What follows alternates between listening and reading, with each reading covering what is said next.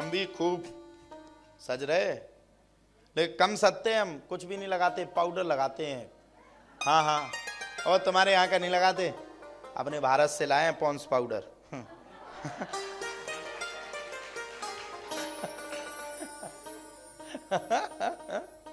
भारत का लगाते हैं, वो भी 10 रुपया का आता है, समझे कि नहीं? हाँ हाँ, हंसने वाली क्या बात, 10 रुपया का पाउडर साल भर लगाते हैं। हमें अपने सजने की शौक नहीं, अपने संवरने की शौक नहीं, अपना परिवार चलाने की शौक नहीं। जिन बेटियों की शादी करते ना, उनके लिए भीख मंगा मंगा करके लेकर के जाते हैं और साल भर में विवाह करते हैं। क्यों?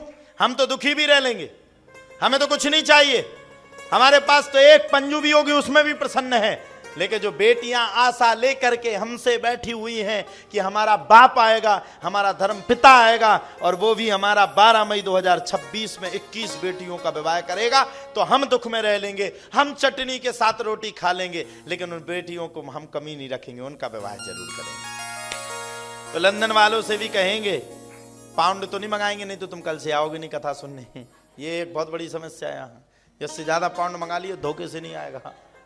तो मैं उनसे प्रार्थना करूंगा, आप कुछ कर पाओ ना कर पाओ, लेकिन बेटियों को जब 12 मई 2026 लगे ना, तब आप देखना, बेटियों को आशीर्वाद देना। इसलिए आशीर्वाद देना क्योंकि वो आशीर्वाद अति आवश्यक, और हो सके तो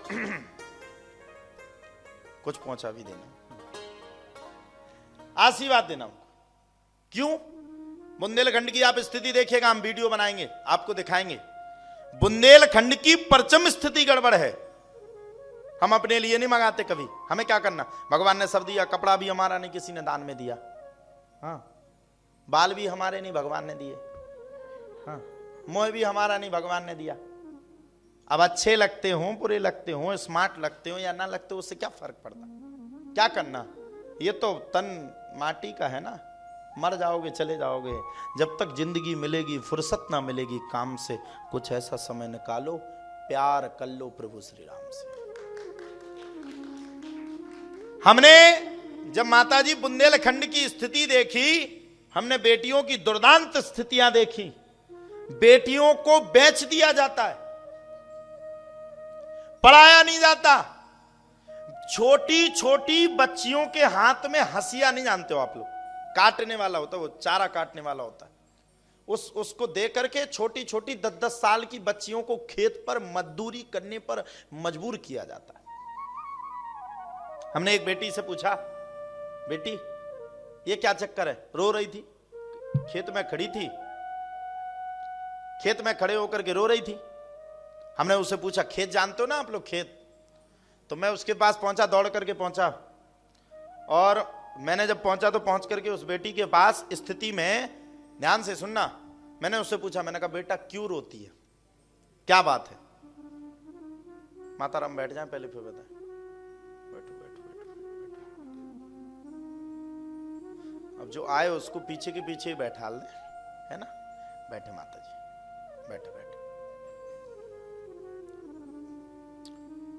मैं उस खेत में गया, दौड़ करके गया, मैंने देखा वो बिटिया रो रही थी। उसके माता पिता उस बेटी को डांट रहे थे, तो मैं पहुंच गया खेत में, मैं भी चला गया, चारा काट रही थी। मैंने जाकर के उस बेटी से पूछा, प्रश्न किया, मैंने कहा बेटा क्यों रो रही? कहती है मेरे भाई को पढ़ने लिखने के लिए दिया जा रहा है और मुझे खेत पर मजदूरी कराई जा रही। मैंने कहा क्यों? बोले पापा कहते हैं पराये घर का ईंधन है। पराये घर का ईंधन जानते हो आप? नहीं जानते?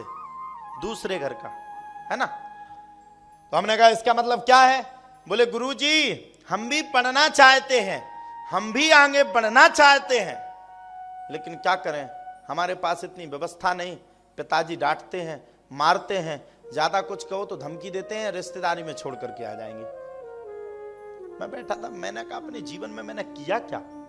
क्या मैं इसके लिए जिंदा हूं कि सिर्फ अपने आप को संभाल सकूं? मैं एक संत हूं, एक महात्मा हूं, एक ऋषि हूं, एक मुनि हूं, एक तपस्वी हूं। क्या मैं इसके लिए आया कि मैं अपने परिवार को संभाल सकूं? मैंने कहा धिक्कार है मुझ पर, ये बिटिया रो रही है। मैंने तत्काल हाथ में पुष्प लेकर के तुरंत संकल्प कर लिया कि आज से मेरे जीवन की जितनी भी दक्षिणा आएगी वो पूरी दक्षिणा बेटियों के लिए लगाई जाएगी।